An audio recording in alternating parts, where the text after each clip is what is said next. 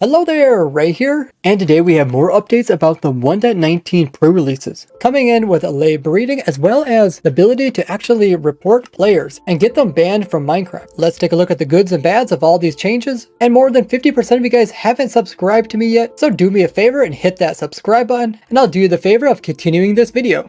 One of the big changes with 1.19.1 is that you can now have Allays listen to a jukebox with a playing music. This will cause them to actually start to dance.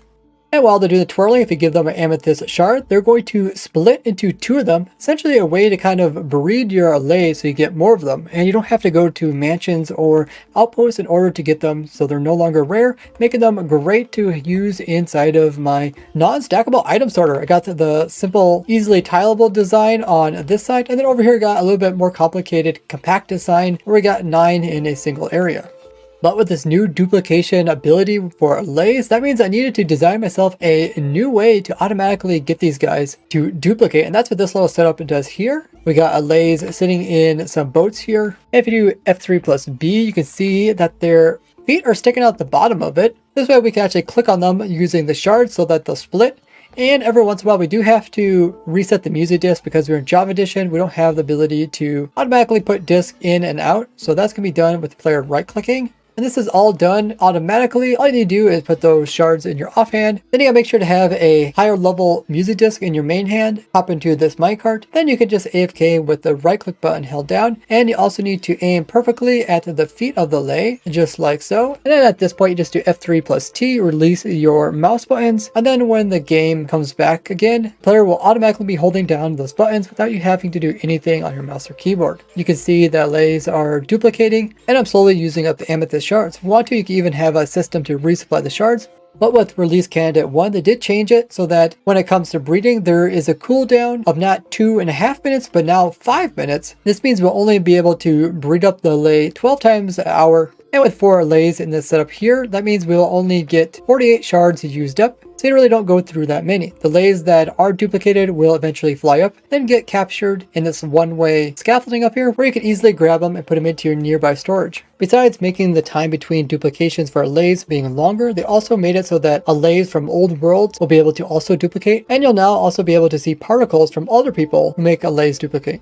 The pre-release also came in so you can report players and actually get them banned based off what they say in the chat. So Rick happens to be online. Let's see, you can do hi messages from him, or we got this new option here, create report. Just click it and see what happens. Why are you reporting this? Select chat message to report. So he said hi to me. That seemed very offensive. So I can highlight what he said. It says you can choose up to 4 messages to include in the report, and the messages surrounding the selection will be included to provide additional context. Context is important. So we'll just click that, and you got a little check mark on it. I'll do done. Select report category. These are categories you get to choose from, which are hate speech, terrorist or violent extremist, child sexual exploitations or abuse, imminent harm, threat to others, non-consensual, intimate imagery, harassment or bullying, defamation, impersonation, or false information, imminent harm, but this one is for self-harm or suicide, drugs or alcohol. It's also a little description thing here. So if you click on them, it'll go into more detail. There's also a button to learn about reporting. We can open that up, and it will walk you through how to report in Java Edition. And in this article, there is an important part down here, which is kind of what everybody wonders: what happens to the report after you do it? Because the player creates the report, selects a message and category, and then submits it. The report is sent to our team of Minecraft moderators. The moderator reviews the report and the evidence and assigns an appropriate action, if any. If action is taken, the offending player's account is suspended from online play for some duration of time, or in extreme cases, permanently. Here's some actual players who did get their accounts already banned, with these ban messages popping up when they log into the game.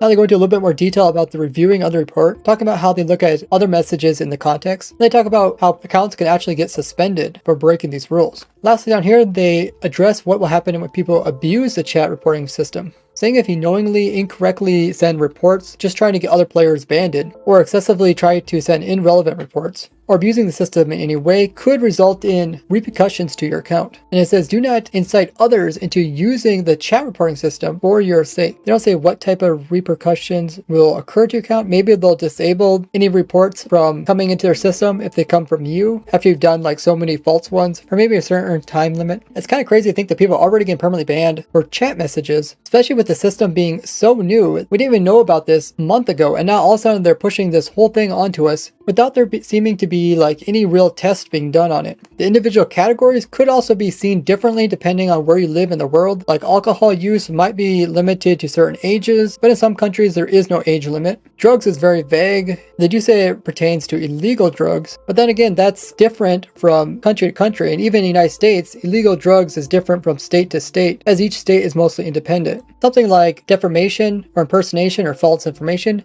which often happens to content creators, including myself. I've had people produce a lot of false information about me, as well as try to impersonate me. And when stuff like this happens, I always appreciate it when people send evidence of this sort of thing to me, because when people try to produce false information about you, it can make it very difficult to actually work with other people because they actually believe in this false information. But the thing is, this is only for reporting what's said in chats. But now most talking and stuff is done through like a voice chat, such as like on Discord or in the comments of other social media. And rarely people talk too much inside of the Minecraft chat, unless you're like on a really public server, which in that case you probably don't really know anybody, so you're not in like an actual voice call with them. So with an in-game reporting, once you do select your category, you can actually type in some details up to 1,000 characters, and then you can send the report. If you exit out of it without being completed, they do warn you that you're going to lose all your progress. The pre-release also came in with a bunch of different bug fixes to do with the reporting process. To me, it just seems like the reporting thing is just too early and untested for them to push it out so fast and into a full release as well. We also don't know exactly who these people are that are moderating these chat messages. They say they are a dedicated team of passionate people that work every day to celebrate and protect our community creativity and passion while ensuring interactions remain safe. Every situation could be interpreted differently by these moderators. And I know this very well because I am a owner, administrator, and a moderator of many different types of communities spanning the last 15 years. And when I ran RuneScape communities back in the day, I was in charge to make sure that these sort of things did not occur inside of our community chat. And I've been a moderator for different types of Minecraft communities over the last 10 years, including a technical Minecraft Reddit, and even moderate for some of the Hermitcraft members. So I do understand Microsoft's need to keep control of their community. Otherwise, if any of this stuff does get too big, their company gets attacked. Their company could be liable for lawsuits and other things. And they need to at least show that they're trying to keep this within general bounds. Hopefully, if they do take action towards people, they don't ban them for very long, maybe like 24 hours or a week, depending on the severity of it. Because if you understand the psychology of teens and young adults, you'll know that they're always trying to break rules to understand the actual boundaries of those rules. It's how young people understand what's going on around them. They push and then they see if there's something else pushing back at them. What do you guys think of all of this? Should Microsoft have the ability to ban people even from like private servers? There is adult only servers where people probably have adult conversations that could potentially get into some heated debates. On the flip side, the moderation by Microsoft would kind of ease up on individual servers from having to have too much moderation themselves. They also made the punishment being banned, where I think a mute would make more sense. If you're typing in a chat saying stuff that's inappropriate, muting that person so they can't type in the chat makes the most sense. Not completely removing them from the game. Maybe they're just using the banning as like a deterrent so people don't enter these conversations to start with. Oddly enough, this was introduced, but they still haven't introduced a way to prevent people from griefing your bases without using mods, even if such a feature was optional. There was also a 1.19.1 release candidate, meaning that after they did the pre-release, they're hoping to go directly to the full release, but they came across some things that they wanted to fix that were quite important, and that's where release candidates come in. In this one, they removed a couple of categories that used to be in the player report section, including profanity, nudity, pornography, extreme violence, or gore, and they reworded these so they're covered by other ones. They also changed the drug and alcohol to make it more general and added more to the harassment bullying category, including posting of private information without consent, which is known as doxing, and increased the amount of chat context that you can put into your report. They also made it so you can no longer use the run command as a click event for sending text. This is probably so players don't try to spoof their identity. This is also why we've seen so many updates to do with securing the players' actual messages that they write in chat. This is all leading up to these chat reports, so people don't use like third-party programs to try to pretend there's someone else writing in the chat. With this release candidate, they also came in with several bug fixes to do with the report players And they also made it so that Allays will no longer grief stuff with mob griefing turned off, bedrock will blend better in some situations, and some seeds won't crash when using Eye of Ender. But due to there being still noticeable issues with version 1.9.1, they went from release candidate back down to pre-releases. This has never happened in the entire history of Minecraft, which does show that Minecraft is trying to resolve issues before pushing the release out. So we've seen pre-release 2 come out, where they announced that they're not sure exactly when they're going to come out with the full release of 1.19.1, but it's not going to be too far away. In this release, they took time to address further issues that players had with the player chat report. Coming out with this page, which is a Java Edition player chat reporting FAQ, frequently asked questions. And they answer some different questions like, why do we even have this chat reporting? Can you be banned from it? Will it affect single player? And that is no. Can you get banned for swearing? And the answer is no. If you happen to be talking about suicide, could you get banned? And the answer is also no.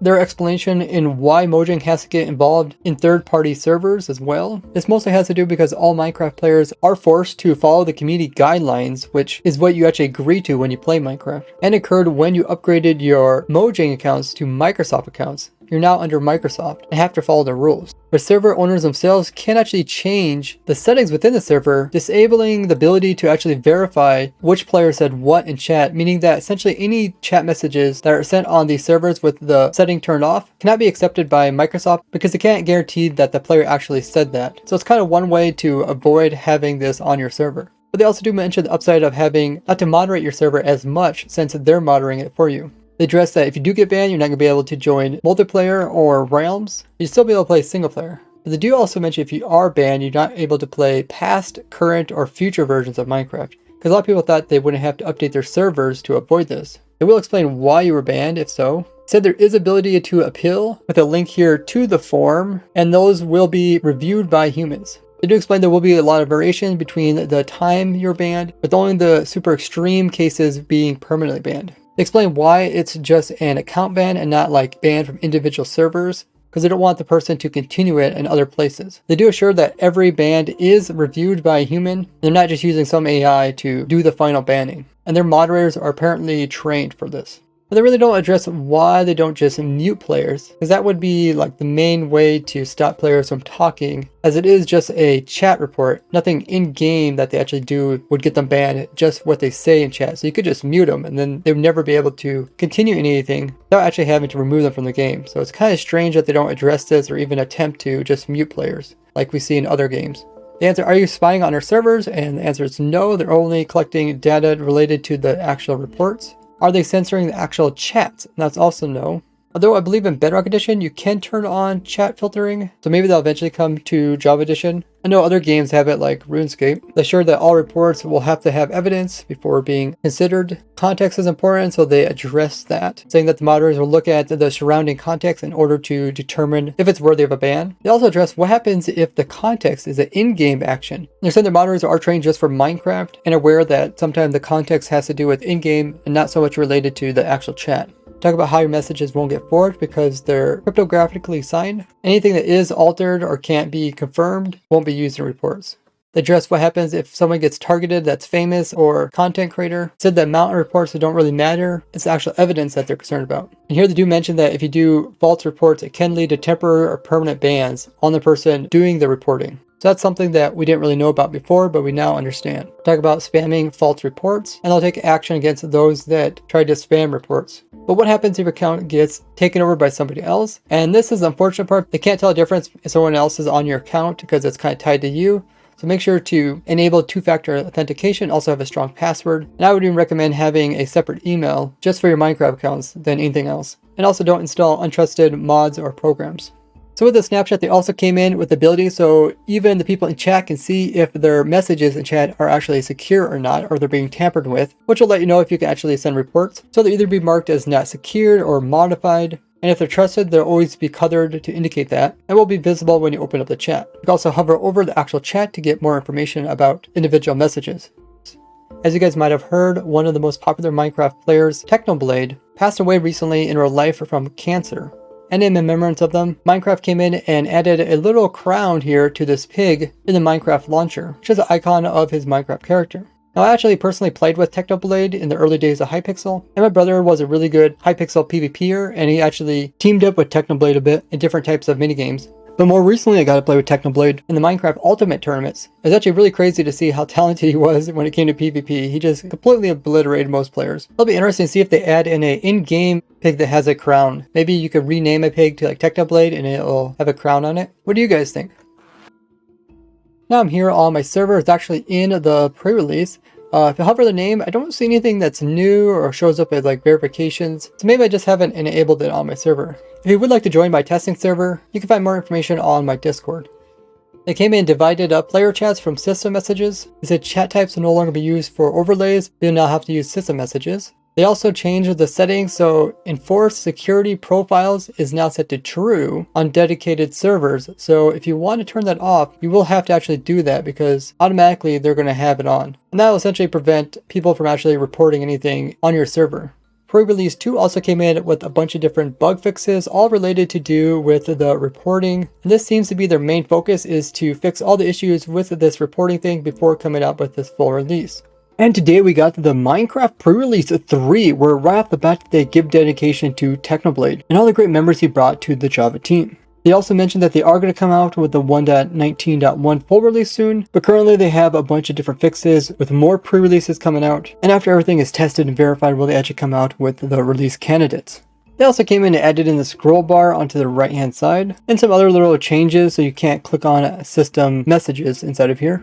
They also did some technical changes of dividing up the chat some more, so player messages don't get confused with other type of messages and commands. Then we got some more bug fixes related to the reporting. Now check out this playlist of mine all about secrets that are put into the game of Minecraft. Or this one about 37 new simple farms you could do for 1.19. Now I just want to take a moment to thank everyone who's taken the time to let other Minecrafters know about all the amazing farms and machines that I've designed, and it's only possible with your guys' support. Thank you all for leaving a like and subbing, and I will see you guys in the next one. Bye bye!